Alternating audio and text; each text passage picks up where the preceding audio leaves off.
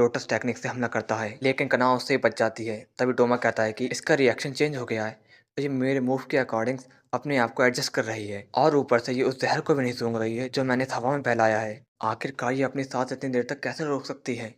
तभी कनाव अपने मन में सोचती है, मेरा दिल अब हल्के धड़कने लगा है और मेरी नसें भी हल्के जाम हो रही हैं। ज़िंदगी में पहली बार मुझे चक्कर आ रहे हैं और अगर मैं अपनी ताकत अपनी फिंगर्स की टिप्स में नहीं भरूंगी तो मेरी बॉडी शेक करना स्टार्ट कर देगी। मुझे इतना ज़्यादा गुस्सा आ रहा है कि मेरी बॉडी अंदर से गर्म हो रही है और मैं बहुत ज़ोर से चीखना चाहती हूँ और इसीलिए मैं इस पर पागल की तरह हमला नहीं करूँगी तो मेरी बॉडी के टुकड़े टुकड़े हो जाएंगे। और आखिरकार मुझे समझ में आ गया है कि नफ़रत कहते किसे हैं।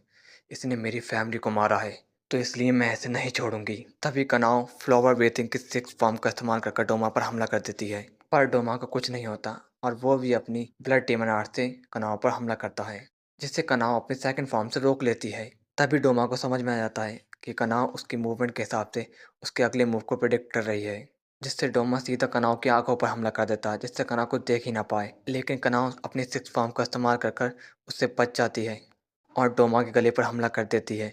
लेकिन डोमा भी अपने ब्लड डेमन आर्ट से बच जाता है। तभी कनाव अपने मन में सोचती है कि अगर मैं इसके ज़्यादा करीब रही तो मेरी आंखें फ्रीज हो जाएंगी। तभी कनाव पीछे हट जाती है। तभी डोमा उस पर अपनी लोटस वाइट टेक्निक से हमला करने लगता है, लेकिन कनाव बच जाती है और पानी में गिर जाती है। लेकिन डोमा फिर भी नहीं रुकता और वो पानी को फ्रीज करने लगता है और उस पर हमला करने लगता है, जिससे कनाव अपने आप को बाल बाल बचाती है। तभी कनाव नोटिस करती है कि उसके ऊपर आइस स्पाइक से हमला हो रहा है, जिस वजह से उसे और दूर जाना पड़ता है। तभी डोमा कहता है कि तुम बहुत दूर जा रही हो, अगर ऐसे ही चलता रहा तो